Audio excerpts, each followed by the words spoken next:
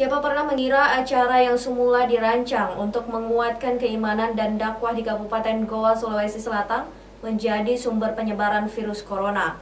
Entah siapa yang membawa virus ke tempat acara itu, tapi faktanya kini di Kalimantan Timur ada 54 alumni. Pesertanya dinyatakan positif terpapar virus. Berikut informasinya. Nama acara itu adalah Istimewa Dunia Zona Asia. Pesertanya melibatkan para ulama dari berbagai negara juga dari berbagai penjuru Indonesia. Sebagaimana sebuah acara berskala internasional, event itu membuat bangga tiap daerah yang menggelarnya. Itu pula yang dirasakan oleh pemerintah dan masyarakat Kabupaten Goa, bahkan pemerintah dan seluruh masyarakat Sulawesi Selatan. Sejak jauh-jauh hari direncanakan, pemerintah setempat siap menjadi tuan rumah. Menurut jadwal istimewa digelar di Desa Pakato, Goa pada 19 sampai 22 Maret 2020. Hingga bencana itu datang, kabar dari kota Wuhan, Tiongkok yang mengabarkan adanya virus corona dengan penyebaran yang begitu cepat hingga ke seluruh dunia. Acara istimewa yang sudah matang mendapat tekanan agar dibatalkan. Peserta sudah berdatangan, konon ada sekitar 8.000 peserta sudah terlanjur datang. Mereka dari negara-negara Asia termasuk peserta dari berbagai provinsi di Indonesia dan juga Kalimantan Timur. Tidak ada data pasti berapa jumlah peserta dari Kalimantan Timur.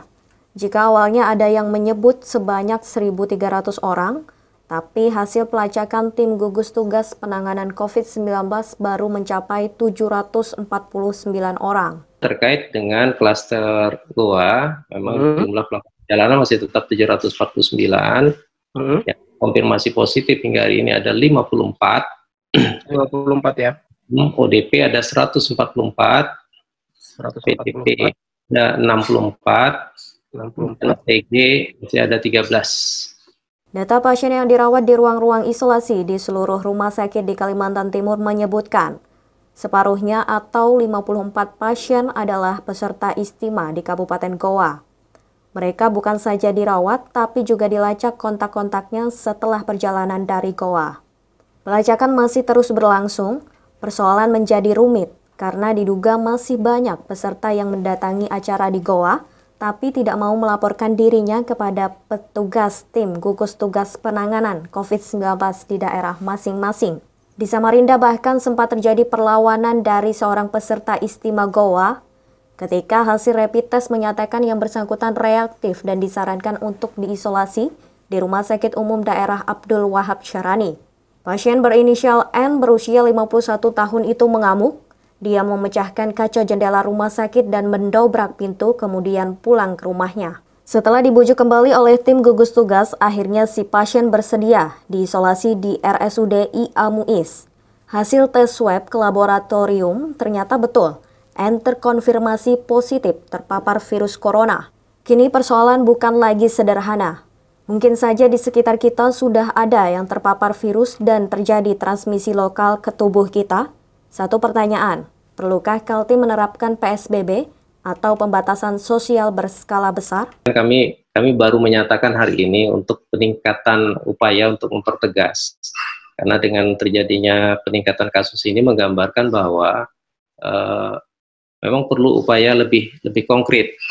Ya, jadi himbauan itu tidak cukup, maka perlu himbauan upaya lebih konkret. Memang untuk bisa memaksa secara tegas, yaitu status harus ditetapkan dulu, yaitu dengan status PSBB, jadi pembatasan sosial berskala besar. Nah, tapi sebenarnya kita sudah melaksanakan prinsip-prinsip dari PSBB itu.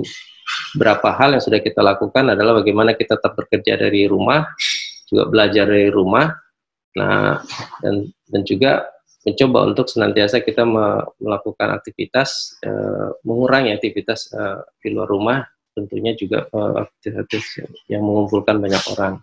Nah, ini kami juga sudah mencoba mengkomunikasikan dan sebenarnya edaran dari gubernur itu sudah jelas untuk bisa melaksanakan beberapa prinsip dari PSBB meskipun belum ditetapkan. Nah, hanya memang untuk menindak tegas ini menjadi ranahnya petugas keamanan terutama, ya, dan ini juga menjadi bagian dari gugus tugas. Tim Kaltim TV melaporkan.